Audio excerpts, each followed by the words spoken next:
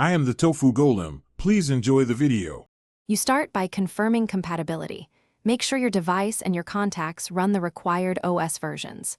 Once done, open FaceTime and place or accept the call. You need active audio or video. Next, tap the Shareplay or Share Content control. This initiates the shared session. You'll be prompted to choose an app or media. Pick what you plan to share. The reason is simple. Shareplay creates a synchronized stream, so everyone sees the same timeline and controls. You now pick the app and content to share. Choose an app that explicitly supports Shareplay. After selecting the media or activity, tap Shareplay to invite participants into the synchronized session. You control playback, but participants can also request control, accept, or deny as needed.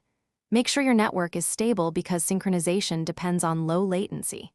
If you want to switch content, stop Shareplay first, then share the new item. This keeps everyone aligned and prevents duplicate streams from playing.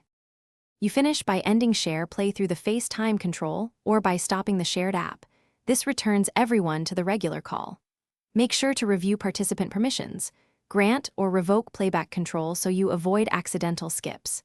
If something goes wrong, first check Wi-Fi strength and background apps, then confirm all devices have updated apps and OS versions.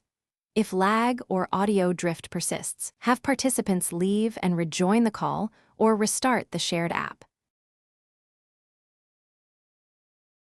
Thanks for watching. Consider subscribing if we helped you today.